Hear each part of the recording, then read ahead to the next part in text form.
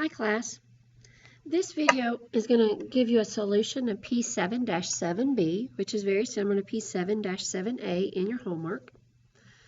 So if you want to follow along in your book, P7-7B says, Togo Sandwich Shop has the following long-term asset balances as of January the 1st, 2018. It gives us 4 long-term assets, land, building, equipment, and a patent, and then the cost, accumulated depreciation, and book value of each of those. So then it says Togo's purchased all the assets at the beginning of 2016, which was 3 years ago. The building is depreciated over a 10-year service life and using the double declining balance method and no residual value. The equipment is depreciated over a 9-year life using the straight line method with an estimated residual value of $10.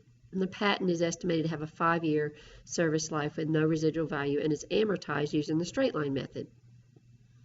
So we are to record depreciation expense for the building and equipment in requirement 1, and it says land is not depreciated, which is typical. So we're going to do that. We've got land has a cost of, the building has a cost of $560,000, and the equipment has a cost of $145,000. And we're doing them in 2 different ways with the let's see, the equipment is using a straight line method and the building is double declining balance. So I've got some calculations over here. So we're going to do the building first. So to depreciate the building, we're using double declining balance method. And we're going to use this formula, and I've got it typed in over here. So the double declining balance formula is the beginning book value of that particular year times the depreciation rate equals the depreciation expense. So the depreciation rate is 2 over the useful years because it's a double. So 2 is double. Triple would be 3 over 10 years, quadruple 4 over 10 years, and so on. So that is our depreciation rate is 2 over 10 years. And our beginning book value we actually get from the problem. So we have a book value at the beginning of 2018 that's given in a chart that says the building is worth or has a book value of $358,400. So we're going to use that amount times 2/10 years is $71,680. So that's actually the amount of our accumulated depreciation.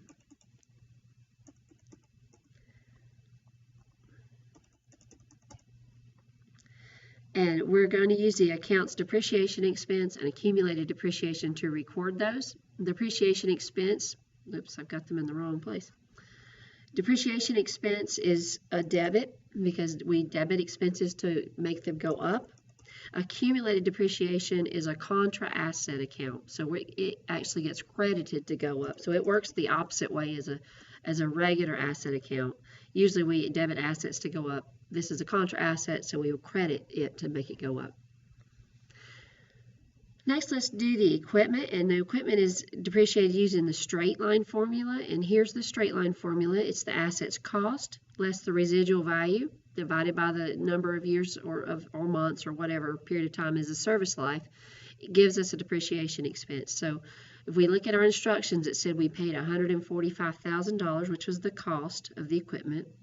We expect to get $10,000 back at the end of its life, so that's our residual value. So we're going to take $145,000 minus 10 is $135,000, and we're going to spread that over 9 years, which is our estimated useful life. If we do the math on that, we get $15,000,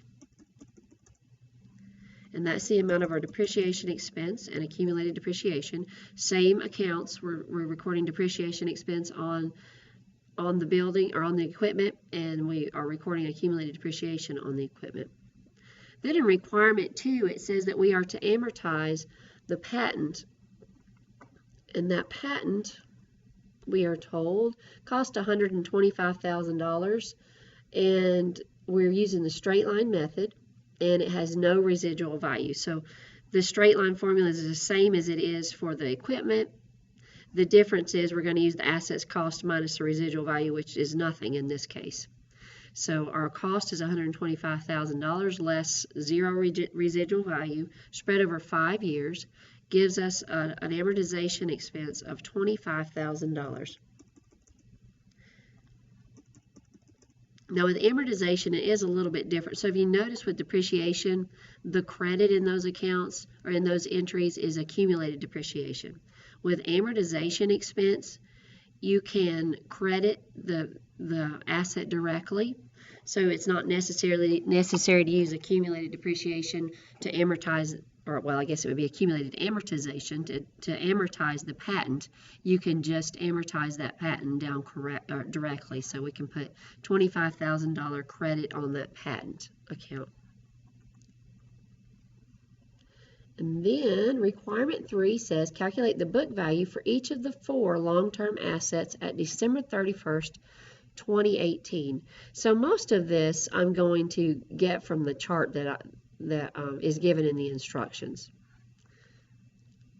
So we have a cost of $85,000 for the land, $560,000 for the building, $145,000 for the equipment, and $125,000 for the patent.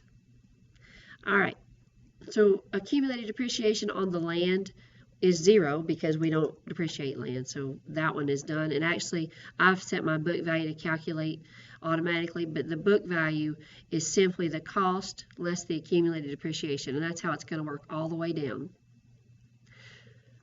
For the building,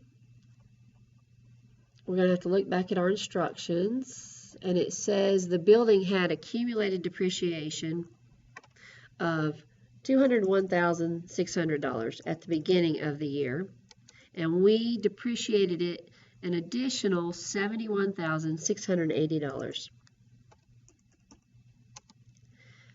So we're going to have to add those two together, and that should give us $273,280.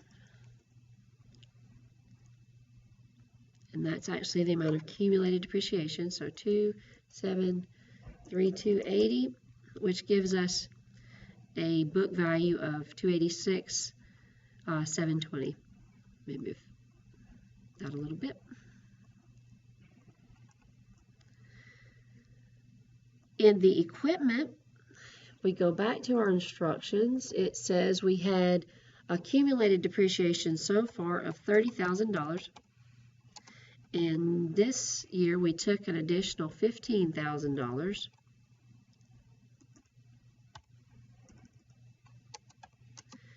So that gives us total depreciation of $45,000, or total accumulated depreciation.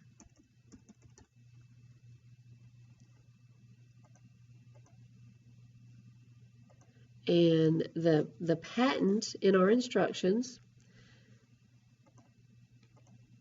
says we had accumulated depreciation of $50,000 so far.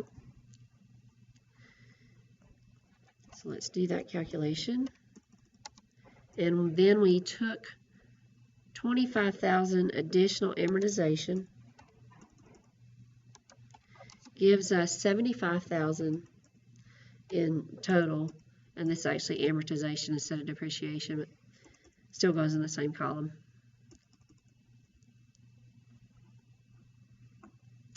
And this first one, that actually should be a plus.